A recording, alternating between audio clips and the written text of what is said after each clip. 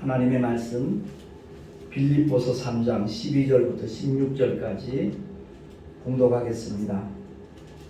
내가 이미 얻었다 함도 아니요 온전히 이루었다 함도 아니라 오직 내가 그리스도 예수께 잡힌 바 된 그것을 잡으려고 쫓아가노라.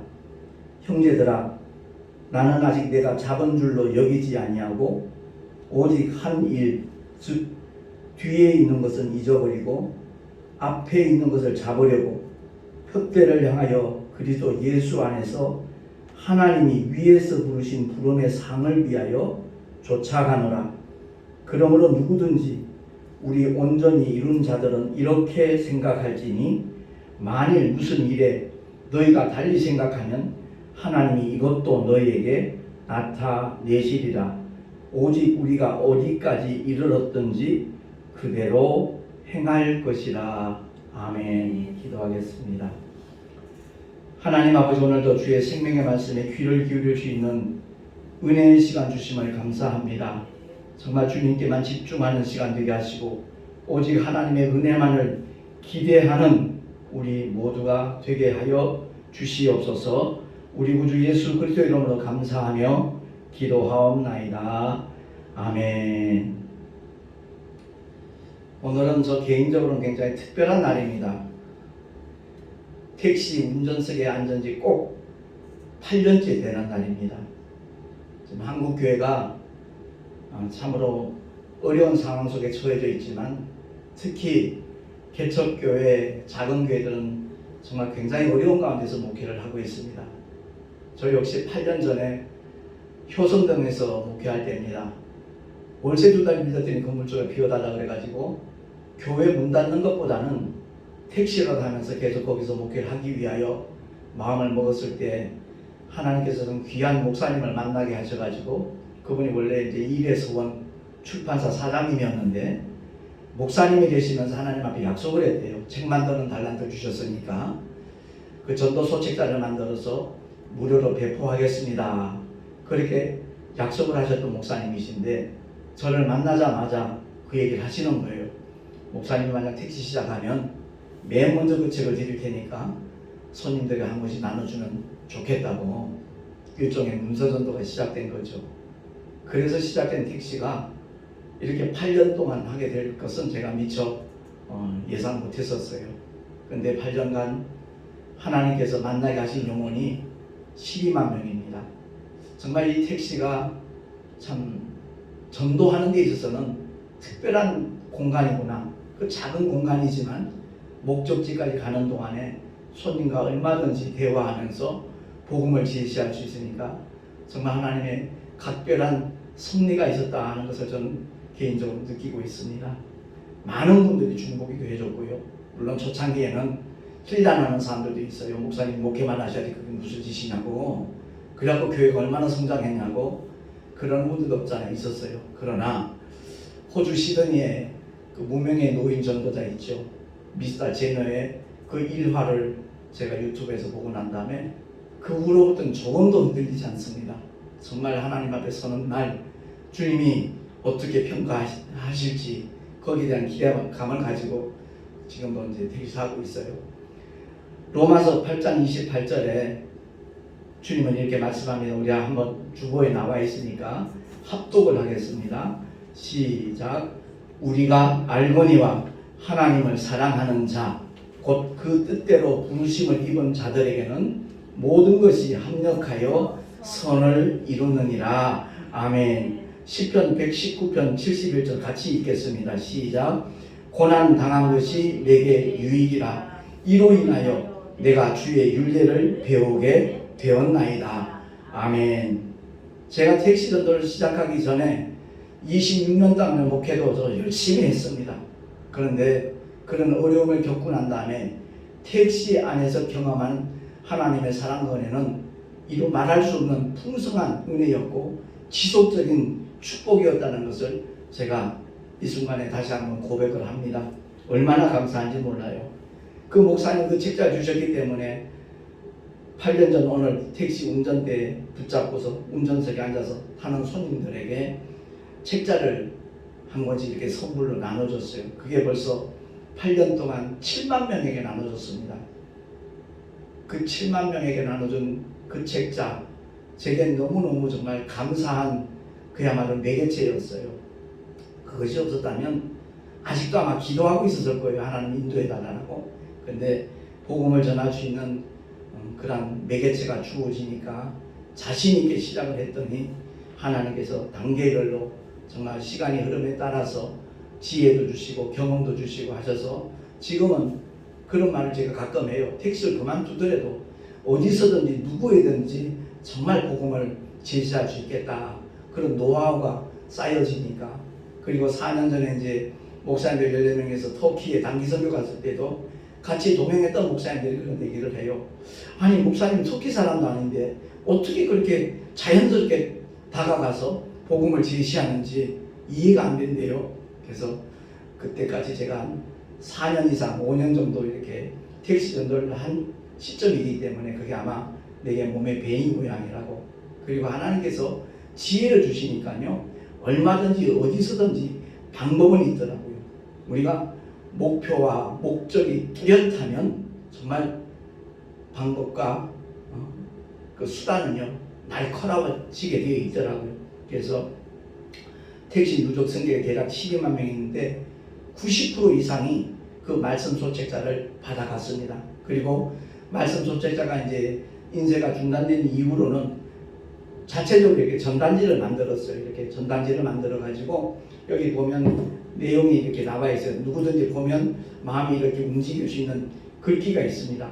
주님은 길을 잃고 방황하는 당신을 기다리십니다. 그리고 이제 얼굴은 보이지 아니하지만 선한 목자의 품에 안겨져 있는 어린 양 그림이 있습니다. 이 그림을 보면서 이제 선한 목자이신 예수님의 품에 꼭 안겨보세요. 참된 기쁨과 평안이 가득하고 영원한 생명과 사랑의 천국을 당신도 얻게 될 것입니다. 이 글귀를 듣고 난 다음에 맨 밑에는 십자가와 함께 마태복음 11장 28절 말씀을 넣어놨어요. 수고하고 무거운 짐진 자들아 다 내게로 오라. 내가 너희를 쉬게 하리라. 이 글을 듣고 난 다음에 이제 생각지도 않았던 그 새롭게 하소서 실화극장에서 제 드라마를 만들어 가지고 유튜브에 올려놓은 게 지금 조회수가 22만 넘었어요. 그래서 택시를 하며 목회하고 있는 김정우 목사의 감동시라 이렇게 했더니 이걸 찾아보는 분들이 굉장히 계속해서 늘어나고 있어요. 이런 글귀를 넣고 난 다음에 이 전단지 받은 사람 숫자가 한 5만 명 정도 돼요. 그래서 저 나름대로는 굉장히 보람있고 기쁜 마음으로 날마다 즐겁게 택시를 하고 있어요. 물론 혹자는 그럽니다. 이제 나이 70인데 그만두라고 그만큼 했으면 되지 않았냐고 그렇게 말하는 사람도 없잖아. 있어요. 근데 오늘 사도 바울의 고백처럼 표대를 향하여 중단하지 않고 끝까지 쫓아갈 마음입니다. 분명 오늘 본문에도 그렇게 나와 있잖아요. 형제들아 나는 아직 내가 잡은 줄로 여기지 아니하고 오직 한 일, 즉 뒤에 있는 것은 잊어버리고 앞에 있는 것을 잡으려고 표대를 향하여 그리스도 예수 안에서 하나님이 위에서 부르신 부름의 상을 위하여 쫓아가노라 라고 자기의 마음을 그대로 표현하고 난 다음에 15절에 그렇게 말합니다. 그러므로 누구든지 우리 온전히 이룬 자들은 이렇게 생각할지니 만일 무슨 일에 사도 바울의 생각과 달리 너희가 달리 생각하면 하나님이 이것도 너희에게 나타내시리라. 아멘. 그 침례교단에서 아주 귀한 사역을 하고 계신 윤석정 목사님이 한 25년 전, 30년 전에 그 목회자 세미나 사모 세미나에서 하신 말씀이 생각이 나요. 그야말로 복음 실은 수레바퀴로 잔인하게 우리 육신을 쓰는 사람, 그 사람이 정말 하나님의 사람이다. 그런 사람들을 하나님은 찾고 계신다 라고 하신 말씀이 지금도 생생해요. 그렇습니다. 아무리 젊어 보여도 나이는 못 속이겠더라고요. 하루에 12시간째 운전하고 나면 녹초가 돼요. 그럼에도 불구하고 하나님이 주시는 그 기쁨과 희열은 이루 말할 수 없어요. 정말 그 은혜를 경험한 사람만 알 수 있는 경험이에요. 그래서 사도 바울이 나는 날마다 죽노라라는 그 고백이 어떤 고백인가 하는 것도 이렇게 느끼게 되고요. 그렇습니다. 택시는 복음을 전하기에 가장 특화된 공간이라는 것을 제가 경험하고 있는데, 특히 요즘 시대는 유튜브 시대라고 그러잖아요. 유튜브가 대세다 그래요. 그래서 저도 뭐 4년 전만 하더라도 유튜브하고는 전혀 상관없는 사람이었어요. 근데 제 드라마가 새롭게 하셔서 제작돼서 방영된 것이 자꾸만 조회수가 늘어나니까 제가 대구에서 목회할 때입니다. 영남 대학교 학생들이 이제 가까이 경산시에 있는데, 그 친구들이 이제 제가 전도를 하면 그 당시 조회수가 한 19만 정도 됐어요. 목사님 수입 짭짤하시겠어요? 그러는 거예요. 무슨 수입? 그랬더니 광고 수입 들어오지 않냐고. 그래서 내가 제작한 것이 아니라 새롭게 하셔서 CBS에서 제작한 거기 때문에 그쪽으로 아마 그 광고비가 들어가는 걸로 알고 있다. 그랬더니 목사님한테 좀 챙겨주는 거 없나 묻더라고요. 그런 거 없다 그랬더니 제가 또 이제 서울 그 온누리교회에서 특강을 부탁을 해가지고 25분짜리 짧은 거 2개 특강한 게 있어요. 그걸 열어보더니 용기를 자꾸 주는 거예요. 목사님이 직접 유튜브 올려도 충분히 할 수 있겠다고 얘기를 하는 거예요. 그래서 시작된 것이 벌써 2년 6개월 정도 계속 이렇게 유튜브에 이제 동영상을 올릴 수 있는 계기가 되어졌는데, 그렇습니다. 하나님께서는 어떤 환경에 있든 어떤 처지에 있든 하나님의 뜻을 이루기 위하여 몸부림만 치면 하나님께서 돕는 손길들을 허락하신다 하는 것을 생생하게 제가 경험을 하고 있습니다. 그렇습니다. 최근에는 요즘에 이제 그 모델하우스에서 조기 분양 끝나는 바람에 부산에 사는 장로님이에요. 강희선 장로님이라고. 그 장로님이 모델하우스 방문한 사람에 나눠주는 물품을 굉장히 많이 준비를 했는데, 조기 분양이 완전히 완료됐으니까 남잖아요. 택시 전도하는데 도움이 될 거라고 이걸 주시더라고요. 그래서 여기에다가 이제 저희가 스티커를 제작을 해서 붙였어요. 다른 거 안 넣고 그냥 유튜브 채널만 넣었어요. 제 전화번호도 안 넣습니다. 채널만 넣고, 제가 원하는 것은 이 메시지를 공유하는 게 목적이지 우리 교회 와서 같이 예배드리자 그 자체가 목적이 아니기 때문에. 그랬더니 받는 분들 반응이 참 좋아요. 또 물티슈가 굉장히 고급스러운 거, 항균 뭐 99%인가 그렇게 돼 있더라고요.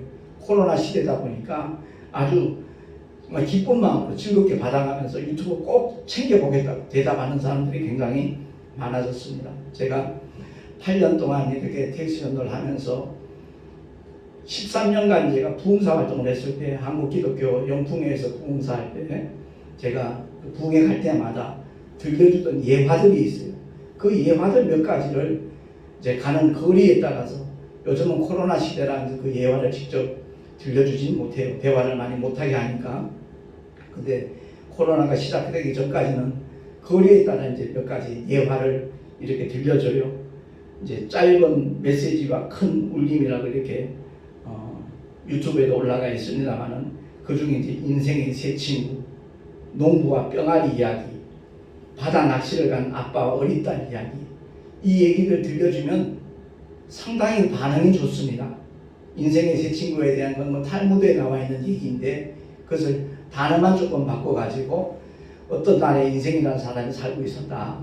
그에게는 정말 가장 사랑하는 첫 번째 친구, 그리고 두 번째 친구는 그보단 조금 못했고, 세 번째 친구는 그냥 이런만 친구지 별로 뭐 있으나 없으나 별 상관없다고 생각했던 친구가 있었는데, 그 인생이라는 사람에게 그 나라 임금님이 사자를 보냈다. 내일 12시까지 대궐로 입궐하라는 그 전가를 받고 난 다음에 그 인생이라는 사람은 자기가 임금님에게 뭐 칭찬받을 일을 한 것도 아니고 내가 뭘 혹시 잘못한 것이 있나 불안한 마음이 생겼고 걱정하는 마음이 생긴 거예요. 그래서 누굴 찾아갔겠습니까? 혼자 갈 용기가 안 생기니까 첫 번째 친구지요. 여보게 임금님이 나를 입궐하라고 하는데 자네가 같이 동행해 줄세. 그래서 내가 무죄하다고 좀 변명 좀 해주겠네? 냐고 이렇게 물어요. 그랬더니 그 기대했던 친구가 이런 지하의 거절입니다. 미안하네. 난 같이 갈 수 없네. 딱 돌아서는 거예요. 하는 수 없이 두 번째 친구 찾아갔죠. 그랬더니 그 두 번째 친구가 대궐 입구까지 내가 동행해 준세. 그러나 임금님 앞자리까지는 나도 못 가겠네. 역시 거절이었어요. 별다른 기대하지 않고 세 번째 친구를 찾아갔어요. 그랬더니 그 친구가 내가 동행해 준세. 그리고 임금님 앞에서 내가 자네는 무죄하다고 내가 변호해 주겠네. 그러는 거예요. 이 인생이라는 사람은 바로 저와 여러분입니다. 우리 모두입니다. 그리고 임금님은 물론 하나님이시고요. 그 사자는 바로 죽음의 사자입니다. 죽음의 사자가 우리를 찾아왔을 때 첫 번째 친구, 너 없이는 못 살겠다고 생각했던 그 첫 번째 친구는 바로 쉽게 표현해서 돈입니다. 물질입니다. 돈만 많으면 행복할 걸로 생각하는 사람들 얼마나 많습니까? 돈병질이라는 별명을 가졌던 이병철 씨도 10원짜리 하나 못 들고 갔지요. 그렇습니다. 죽음이 찾아오면 내가 그렇게 기뻐하고 내가 그렇게 애지중지했던 물질은요, 나를 외면합니다. 완전히 상관없습니다. 더 이상 나에게 기쁨도 될 수 없고 소망도 될 수 없고 힘도 될 수 없습니다. 근데 오늘날도 역시 그 돈 때문에 모든 것을 뒤로 하고 거기에만 정말 몰두하는 사람들이 우리 주변에 굉장히 많이 있지요. 두 번째 친구는 바로 말 그대로 친구입니다. 사랑하는 부모, 형제, 가족들이죠. 친지, 이웃들이죠. 그들 역시도 죽음이 날 찾아왔을 때는 만약 나를 매장한다면 매장지까지는 같이 갈 겁니다. 화장을 시키면 화장터까지는 같이 가줄 수 있을 겁니다. 그러나 하나님 앞자리까지는 같이 못 가죠. 세 번째 친구는 누굽니까? 우리를 위하여 대신 십자가에 못 박혀서 피 흘려 죽으셨다가 사흘 만에 부활하신 인류의 구주 되신 하나님의 독생자 예수 그리스도십니다. 때로는 그러잖아요. 교회를 다니면서도 왜 이렇게 주일이 빨리 다가오냐고 귀찮게 여겨요. 성가시게 생각할 때도 있어요. 근데 죽음의 요단강물 앞에서 주여 나를 도와주세요, 나를 불쌍히 여겨주세요 고백하는 그 순간 주님은 아무렴 내가 너를 위해서 십자가에서 너 대신 피 흘려 죽지 않았냐, 인류의 모든 죄를 내가 처리하지 않았냐 그러시면서 저와 여러분을 변호하고 저 천국까지 정말 평안하게 입성할 수 있도록 도우시는 분이 우리의 주님 예수 그리스도신 줄로 믿습니다. 짧은 시간에 다 이 모든 예화를 들려줄 수 없지만 유튜브에 짧은 메시지와 큰 울림 이렇게 치면 그 여러 가지 예화들이 소개되고 있습니다.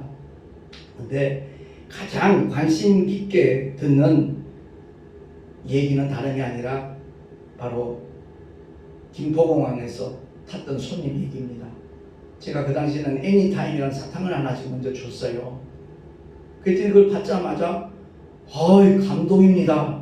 내가 그렇게 택시를 많이 타고 다니지만 이런 경우는 처음입니다. 그러는 거예요. 그래서 더 좋은 선물 하나 드릴게요. 그랬더니 뭡니까? 이러는 거예요. 그래서 그 전도서 책자 김한선 목사님이 제공해 주신 그 전도서 책자를 하나 이렇게 건네줬더니 목소리 톤이 확 바뀌는 거예요. 됐습니다. 빨리 가죽이나 하세요. 그러는 거예요. 그래서 내가 그 책자를 받아 들고 이제 목적지를 이렇게 내비게이션에 입력을 하고 출발했더니 자기가 생각해도 사탕 줬을 때, 책 줬을 때 너무 상반된 반응을 보인 게 미안했던지 묻지도 않은 얘기를 하는 거예요. 사실 저는 박수무당입니다. 30년 동안 작두를 타봤고 어제도 제주도 내려가서 작두 한 번 타고 복채 2천만 원 벌어 갖고 오는 길이라고 자랑삼아 얘기를 해요. 그래서 인생에 후회 없으세요? 전혀 없대요. 잘 먹고 잘 삽니다 이러더라고요. 그래서 죽은 다음에도 후회 없을 것 같으세요? 그랬더니 거기까지 생각 안 해봤고 생각해보고 싶지도 않대요. 그러게 제가 질문을 던졌죠. 임종 지켜본 적 있습니까? 그랬더니 너무너무 많이 봤대요. 왜냐하면 유명한 박수무당이니까 죽기 전에 막 이상한 소리하고 발작하고 막 그러니까 그거 좀 무마시켜달라고 진정시켜달라고 많이 불려다녔다는 거예요. 그러기에 제가 혹시 그들이 숨이 끊어지기 직전에 한 말 생각나는 거 있다 그랬더니 있죠 그러더라고요. 뭡니까? 그랬더니 네 고모가 나 데리러 왔는데 네 할아버지가 나 데리러 왔는데 그 옆에 시커먼 것들이 같이 다 따라와 있다. 무섭다. 안 갈란다. 가장 많이 들은 얘기래요. 그래서 그 얘기할 때 유가족들 반응이 어떻던가요? 죽을 때가 되니까 헛것이 보인다고. 왜냐하면 그런 현상이 일어나고 난 다음에 1-20분 안에 거의 숨이 끊어지니까 자기도 그 말을 참 많이 했다고 얘기를 하더라고요. 그러게 제가 그때부터 얘기를 좀 했습니다. 사람들은 헛것이 보인다 얘기하지만 사실은 그제서야 진짜가 보이는 겁니다. 살다가 죽으면 그만이지 천국이 어디고 지옥이 어디냐고 큰소리 뻥뻥 치던 사람들도 마지막 순간에는 자기가 어디로 끌려가는지 압니다. 그래서 거기 안 따라가려고 안간힘 쓰고 버티다가 숨이 딱 멎어버리면 팔다리가 완전히 나무 토막이 된답니다. 장의사들 얘기입니다. 그래서 장의사들이 교회 장례식을 반기는 이유가 다른 것 없이 수의를 입히는 게 너무 편하다는 거예요. 자는 사람 옷 입히듯이 팔다리 다 끼울 수가 있는데 이상하게 안 믿는 사람들은 나무 토막처럼 굳어오니까 손목, 팔목, 어깨 관절 다 꺾어서 부드럽게 풀어놔야 되고 발목, 무릎 관절까지 꺾어 풀려면 보통 20-30분 정도 작업을 해야 되는데 별도의 수고비를 청구할 수 있는 대목이 아니다 보니까 자기들도 모르게 교회 장례식 그러면 반긴다고 한다고 그랬더니 무릎을 탁 치면서 이제서야 궁금증이 풀렸다는 거예요. 그래서 똑같은 사람 몸인데 왜 다른지 아느냐? 그랬더니 모른다 그러더라고요. 바로 가는 길이 다르기 때문에 그렇다. 나도 언젠가 죽을 거다. 근데 예수 믿는 사람들이 죽으면 그 죽음이 천국문 열리는 시간이다. 자기 집 들어가면서 현관문 열고 들어갈 때 두려워하는 사람 아무도 없다. 편안하게 현관문을 열고 자기 집에 들어간다. 마찬가지로 예수 믿는 사람은 바로 죽음이 천국 들어가는 현관문 여는 시간이기 때문에 편안하게 기쁨으로 기대하고 소망이 넘쳐서 죽음을 맞이한다. 우리의 몸이 경직될 이유가 전혀 없다. 편안하다. 근데 똑같은 사람이지만 믿지 않는 사람들, 하나님의 사랑을 끝까지 거부하고 그 은혜를 받아들이지 않는 사람들은 그 죽음이 바로 지옥으로 떨어지는 맨홀 뚜껑 열리는 시간이다. 그 공포감은 당사자 외에 모른다. 그러다 보니까 거기에 안 끌려가려고 막 힘주어서 버티다가 숨이 다 끊어져 버리면 온몸이 경직된 상태에서 나무 토막처럼 되는 것이다. 그랬더니 그분 하는 말이 자기도 중학교 다닐 때까지는 교회를 다녔다는 거예요. 제가 그 말에 좀 충격을 받았어요. 근데 그 사람 고백이 여학생 꼬시려고 교회를 다닌 것이지 예배 드리려고 다닌 건 아니라고 얘기를 하더라고요. 그래서 하나님 사랑에 대해서 좀 들려줘도 되겠냐 했더니 들려달래요. 그래서 들려준 게 바로 농부와 병아리 이야기예요. 그 유튜브에 이제 들어가면 보실 수 있는데 그 얘기를 다 듣고 난 다음에 목적지에 도착하니까 목사님 한 가지 부탁이 있습니다 그래요. 뭔데요? 그러니까 처음에 저 주시려고 했던 책, 그 책 저도 한 권만 주실 수 있냐고. 물론이죠. 그리고 그 책을 줬어요. 그게 국민일보에 기사로 소개되는 바람에 새롭게 와서 제작진에서 출연을 요청한 거예요. 그래서 기왕이면 내가 택시 전도할 수 있도록 책 주시는 목사님이 계시는데 그 목사님하고 같이 출연하는 어떻게 했냐고. 여기 전단지에 보면 조기보 목사님이에요. 이 당시에 이제 김학중 목사님이 사회를 봤거든요. 그 탤런트 전 이름을 잊어먹었다. 그 두 사람에서 이렇게 진행할 때 이제 같이 출연을 했어요. 내가 택시 전도하죠. 책 주시는 목사님 같이 출연하면 어떻게 했냐고 했더니 그러면 더 의미가 있겠다. 그래가지고 이제 방송에 같이 나갔던 것이고요.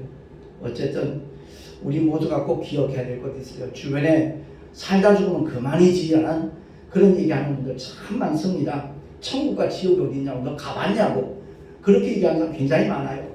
사실 저희 부친께서 그랬습니다. 제가 늘 복음을 전하면 천국과 지옥 봤어? 죽어봐야 알지. 늘 그러셨어요. 그래서 제가 아버지 그 말씀 맞아요. 죽어봐야 알아요. 그런데 죽었는데 천국과 지옥이 실존하더라. 그때는 이미 기회가 없는 겁니다. 돌이킬 수가 없는 겁니다.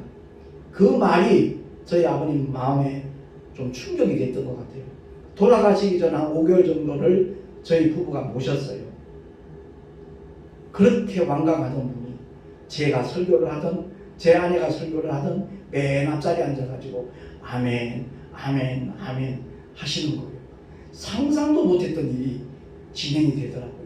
참 하나님의 은혜를 정말 기대하고 우리가 기도하는 것에 대해서는 하나님께서 반드시 책임져 주는 줄로 믿으시기 바랍니다.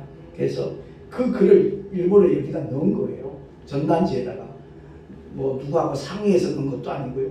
내 경험 속에서 우리 아버지가 늘 하시던 말씀, 그런 생각을 믿지 않는 모든 사람들 다 공동적으로 이렇게 갖고 있는 생각이거든요.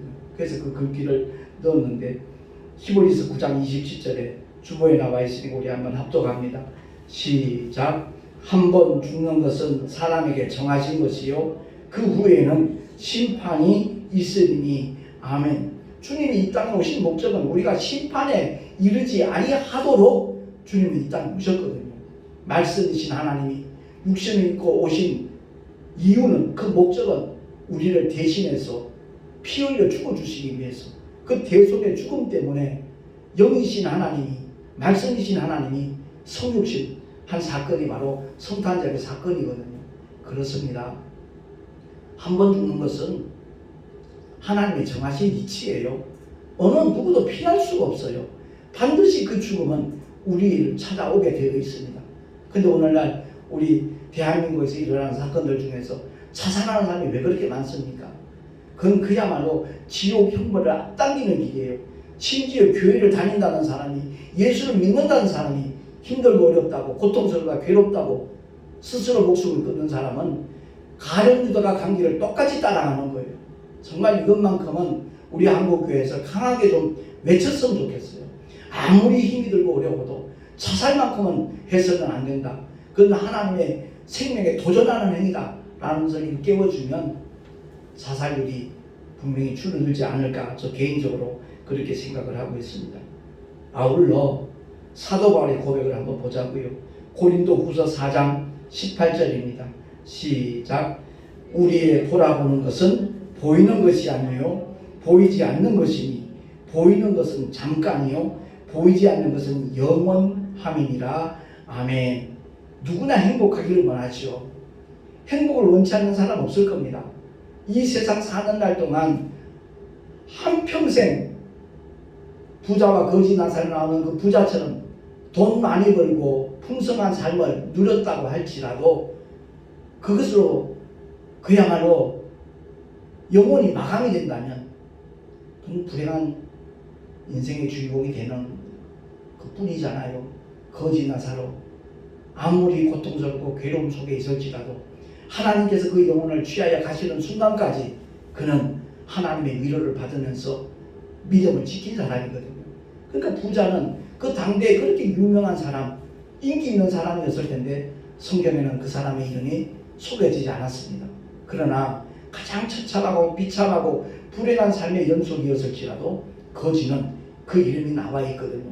나사로, 하나님의 위로라는 뜻입니다. 저와 여러분이 이 세상 사는 날 동안 참 힘들고 고통스럽고 괴로운 일 겪지 말라는 보장 아무도 없습니다.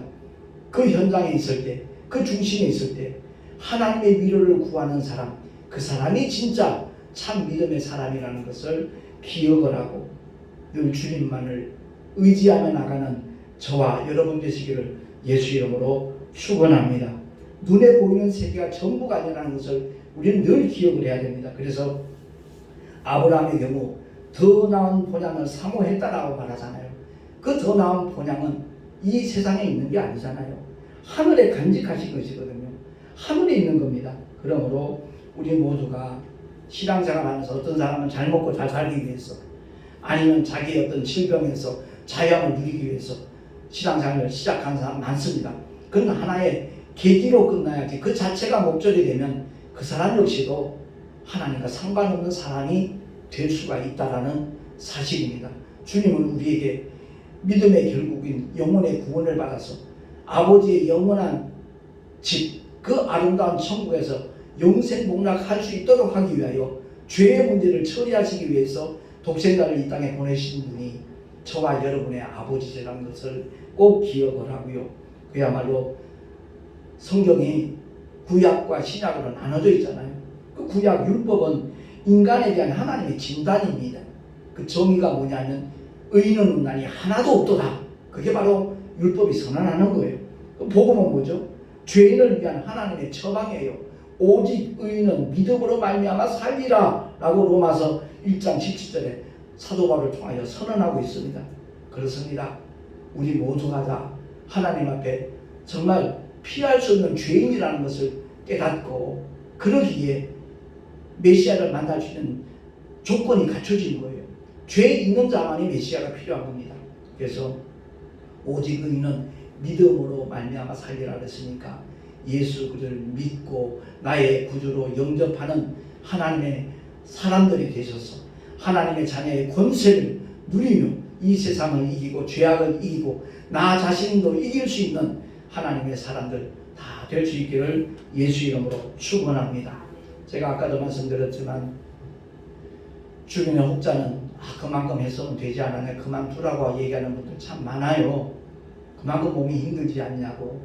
물론이죠. 근데 육신이 힘든 만큼 하나님께서 또 위로하셔요. 또 돕는 손길들을 허락해 주셔요. 제가 이제 70 딱 되면서부터 몸이 좀 다르다는 걸 사실 느껴요.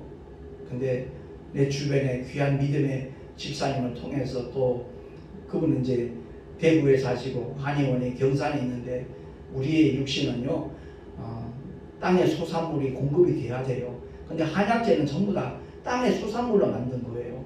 그것을 통해서 지난번에 한번 대구 내려갔을 때 일부러 진백을 한번 하고 거기에 필요한 영양소들을 이렇게 조제를 해서 보내주셨는데 너무너무 도움을 많이 받고 있어요.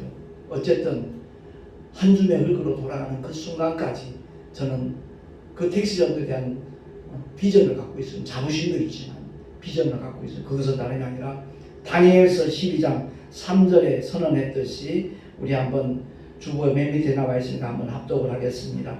시작.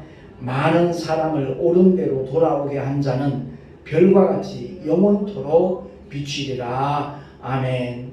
어제도 만나는 한 다른 교회 집사님이신데 열심히 전도하시는 분이에요. 참 전도가 너무너무 힘들어요 목사님 그러더라고요. 그래서 전도에 대한 개념을 우리가 바꿔야 됩니다.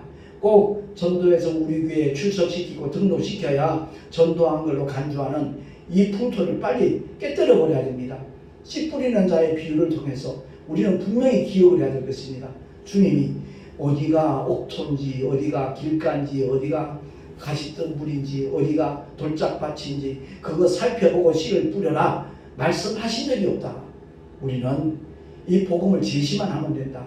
더더구나 이 유튜브를 통해서 이 동영상을 이렇게 소개만 해도 그것도 하나님께서는 정말 아름답게 선하게 인도하시는 분이 전능하신 하나님이시니까 그야말로 유튜브 채널 소개하는 것만 하더라도 전도의 일환이 될 수 있다. 이게 목사님 말씀 맞아요. 정말 전도는 내가 출석하는 교회에 몸집 키우기 위한 수단이 아니라 정말 영혼을 살리기 위한 생명의 씨앗을 뿌리는 행위라는 것을 우리가 기억을 하고 누군가 그래요. 8년 동안 전도해서 교회 얼마나 부흥했냐고 그 얘기를 해요. 제 아내가 저 뒤에 있지만 8년 전에 저희가 이제 열방교회를 시작할 때 우리의 목표를 달리 세웠어요. 교인들이기 위해서 우리 목회하지 말자. 정말 예수 그리스도의 제자가 될 수 있도록 하기 위하여 복음의 씨앗 뿌리는 데만 우리가 역점을 두자라고 시작을 했어요. 그랬기 때문에 택시 전도를 그렇게 8년 동안 하면서 우리 교회에 출석한 사람 20명도 안 돼요. 대구에서도 마찬가지, 그전에도 마찬가지. 그럼에도 불구하고 기대감을 갖는 것은 하나님께서 모든 과정을 보시니까. 그리고 어느 곳에 있든지 민들레 홀씨의 법칙과 똑같아요. 정말 그 민들레 홀씨가 싹이 날 수 있는 조건만 갖춰지면 어디서든지 똑같은 생명력을 나타내는 거거든요.